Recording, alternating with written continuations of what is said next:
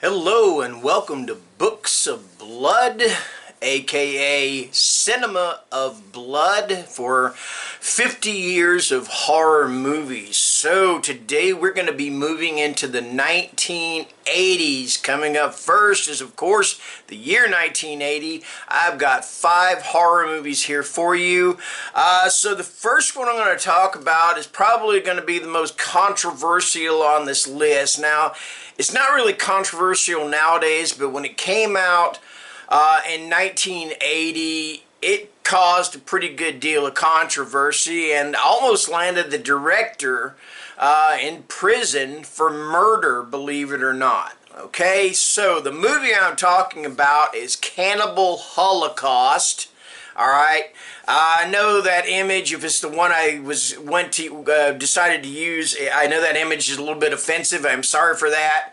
I tried to get the least offensive image that I could find for this video.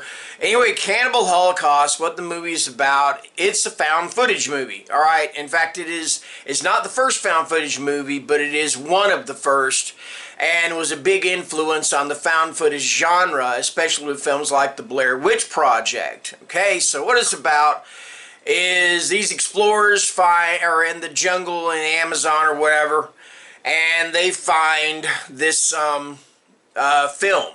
Alright, so they take it back and they play the film, and the film is these explorers, or these researchers, so to speak, and it shows the researchers, of course, running up on a tribe of cannibals, and you can imagine what happens after that. Okay, so the movie was controversial for 2 reasons, really. The first reason is, in the movie you see them killing certain animals. Alright, trigger warning right here. I'm trying to be as sensitive as I can about it, because I don't like seeing an animal being killed or hurt any more than you do, okay? And the thing about it is, though, is what they show is for real.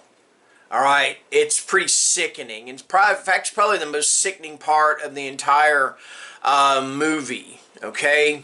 The second thing about it is that because the director, Ruggero Deodato, he wanted the film to be as authentic as possible. So basically, he had his actors sign basically what is a shut-up clause for about a year. In other words, they couldn't appear in any other movie for a year. They couldn't talk about the movie.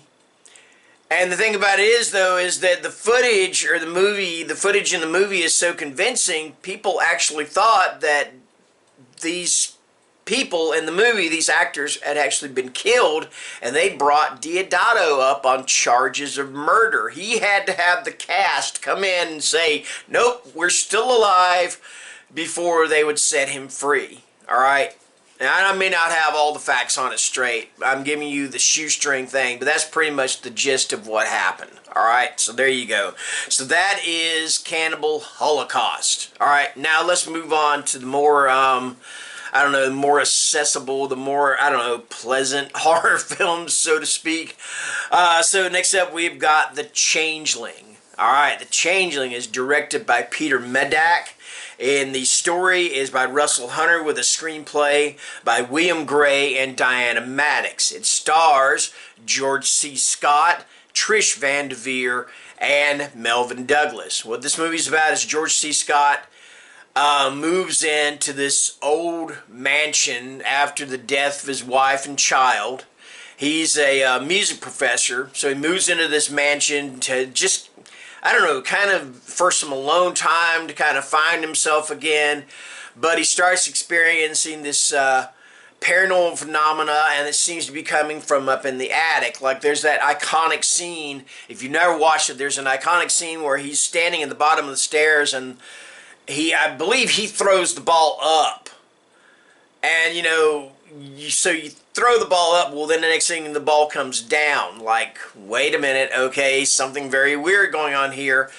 And it just may be that his house is haunted by the ghost of a child. Alright, and I'm not going to go into any more detail about that, and about why the child might be haunting the house, and what happened to the child, why it's dead. But anyway, that is The Changeling. Very, very effective and atmospheric ghost story, or ghost movie, if you want to call it that. And you can call it a haunted house movie too, which is basically what it is. Alright. Anyway, that was The Changeling. So now let's move on to the next movie. The next movie is Friday the 13th. There's no way I could not include Friday the 13th on this list. I mean, it's the same reason I would include something like Halloween on the list, because both films are iconic for introducing two of the most famous horror movie villains of all time. Halloween for Michael Myers and Friday the 13th for Jason Voorhees. Alright, although, and spoiler alert, a lot of people don't, a lot of people mistake that Jason was the killer in the first movie. Jason was not the killer. Jason just made his first appearance in Friday the 13th, alright? And it's funny because the guy that played Jason, the one when he jumps out of the water, that is an actor by the name of Ari Lehman, and he's actually got his own rock band. And the rock band's name is First Jason. I just think that's kind of cool. But anyway, what is Friday the 13th about? Friday the 13th is about a group of horny teenage campers who set up camp at Camp Crystal Lake. They're actually the counselors, all right? And unbeknownst to them, there is someone at this camp that is very angry about the fact that a long time ago, a bunch of those other camp counselors let their son, I hate to say it, but yeah, he seemed to be mentally challenged. Their mentally challenged son drowned while they were doing it, if you know what I mean. All right, so she's mad about that, and it helped set the premise for if you're in a horror movie and it's a slasher movie, you better not have sex because you're gonna die. All right.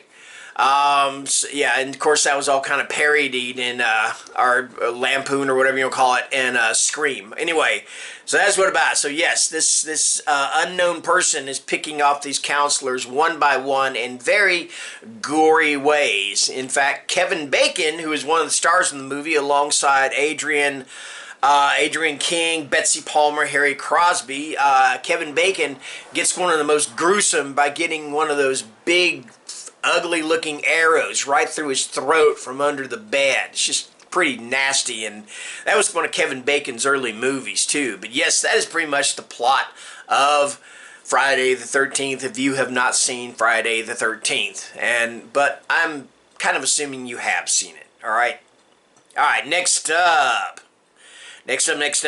we've got Humanoids from the Deep.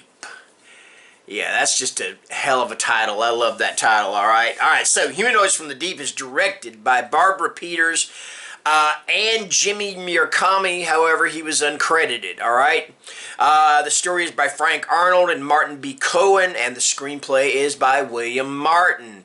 It stars Doug McClure, Ann Turkle, and Vic Morrow. So what is Humanoids from the Deep about? It is about these humanoid, fish-like creatures that come up from the sea, and they invade this little seaside town.